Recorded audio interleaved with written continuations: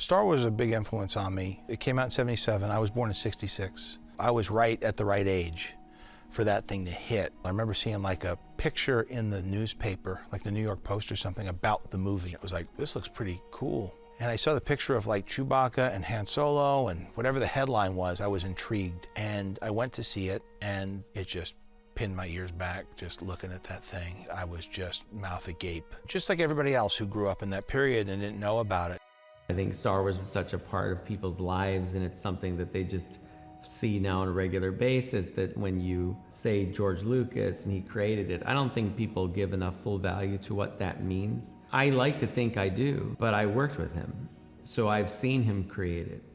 I've seen the person that comes up with the lines and the dialogue and understands Anakin Skywalker and Luke Skywalker in a very deep level, because those characters are a part of him. And for my part, joining Lucasfilm, I always respected that. I never felt that Star Wars was something that was mine. I felt privileged to be a part of telling the story. I felt grateful that I got to do it with George. There are such universal themes in the Star Wars stories, and ironically, I think people feel that despite being fantasy science fiction, it reflects the world we actually live in its inclusiveness and diversity and conflict and themes of good against evil. To experience that as a child, you know, to have your imagination so enriched by these stories, and then now as an adult to look back and rekindle my relationship to Star Wars. As I became a bit more of a student of filmmaking, I really began to appreciate the brilliance of Star Wars and what Lucas had created. It was beyond being groundbreaking, Star Wars was. It was pretty phenomenal, not only what it was at the time, but what it has become.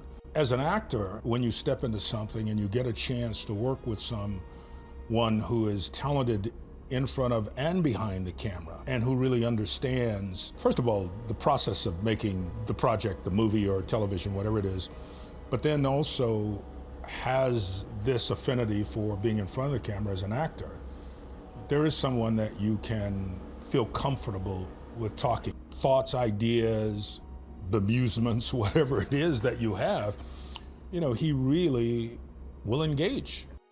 We wouldn't be able to do this show without Dave Filoni. I think he is the truest lover of the material. We can all try to compete to his level of love, is just the best word for it, for the world of Star Wars.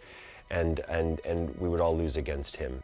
Having seen the screenplay, I immediately had the feeling, yes, there was something of substance there. Storytelling is something which has a perennial stability, probably since Paleolithic times, people sitting around a campfire and telling stories. So this is really good in storytelling, and it has a lot of openings for complete fantasy. I found the dialogues and the constellations of figures in the film quite interesting.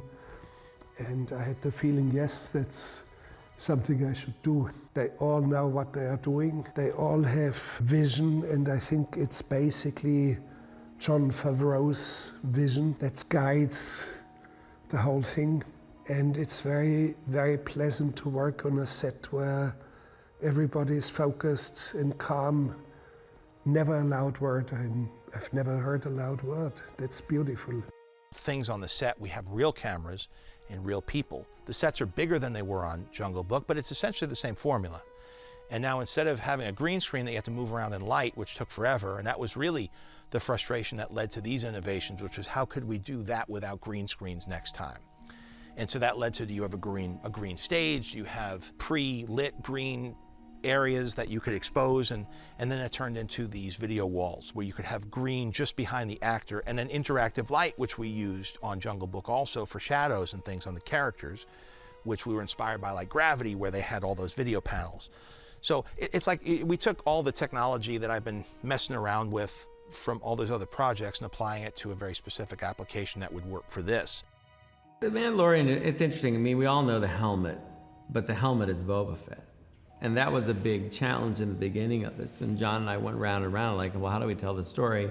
And it's not Boba Fett, or is it Boba Fett? And we would talk about that, you know, but a helmet at the end of the day is a helmet. And I've shown that helmet quite a bit on Rebels and Clone Wars. And so there are fans that get the language of it, that it's, you know, a tool, it's a piece of equipment. But to the average person, if you show them that helmet, if they say anything, they'll say it's Boba Fett. So we immediately started to draw visual, you know, differences between the two characters. Our character is much more bulked up than Boba ever was. His armor is actually quite different if you look at it. His helmet's actually different, little different traits to it. The colors of it, you know, all these things point out at little differences. There are similarities, which are almost unavoidable. We wanted to tell a story with somebody where we had kind of more of a blank page to write it. Really, for me, I felt with the pilot, my job was to show this guy as he is, a hardened kind of weather-beaten person that, you know, has been through things we can't imagine and is just doing a job. And his job is hunting down beings and turning them in. The consequences of that, the morality of it, I get paid. The pilot slowly chips away at that idea, especially when he meets the Ugnaught. And this little, you know, being is suddenly helping him and then challenging him. And I think it starts to make the gears in Mando's head wonder, what am I doing here and where is my line? What I've lost this idea of, you know, being a mercenary or being a person. I mean, I just think the key is you hire good people. You can get caught up in what their talents are. I mean, obviously, to have done the work that they've all done, they're all really talented. But the big difference is what kind of person are you? They're all just really wonderful people that are easy to get along with, easy to work with. We all get in a room, and I think because like this is so new to many of us that we all kind of get together on it, and it becomes a real team thing. The Mandalorian, whose name is Din Djarin, is your iconically cool, flawed, mysterious loner gunslinger that harkens to the, you know, best of the samurai movies and the westerns. I love the opportunity to make him as human and as accessible as possible, which is strange to say because it's impossible to get to him because he's covered in armor from head to toe. Yet, the idea is that, you know, he's relatable. We're all kind of covered in our own armor, you know, and terrified of taking that armor off. And that's the thing that crosses him over into a character that we're all gonna really wanna follow. I couldn't feel in better hands than in the hands of Gina Carano, who plays Cara Dune in the series. A band of misfits kind of come together in this first season. She being the other primary character in the first season who is, you know, the toughest and the most dangerous and the most human. She is also a survivor, a loner, and a reject.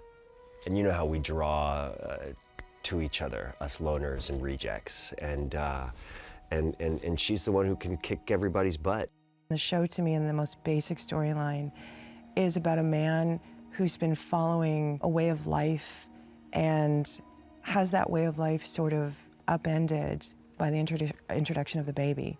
And it sort of changes his life, and I think he's reevaluating his priorities and what means something to him in his life in the world.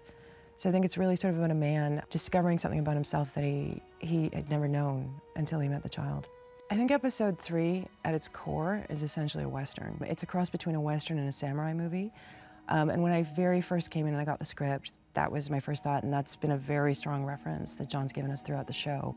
My character, Grief, which is an interesting name, he's, in my opinion, a businessman. He is looking to get a particular product for the highest bidder, or for a client who is looking for something or needs to have something returned. And this businessman supplies basically those people who will go out and hunt down whatever his clients are looking for. And so Grief, in this particular story, among others, hires the Mandalorian to go out and bring back a bounty. And the bounty is worth quite a bit more, I think, than even Grief knew in the beginning.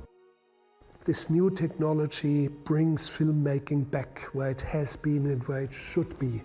You can pick up a camera on your shoulder and do some sort of a choreography between your actors and the parallaxes of the background will be organized. You see the set, and the actors see the set, and they sense it, and they feel it. And this is fantastic. Filmmaking back where it should be. I come without any baggage of knowledge of previous elements of the story or characters and situations, doesn't matter. And of course, the real Star Wars fans, they come anyway, but you don't take anything for granted. You better give everything that's in you. You give your best.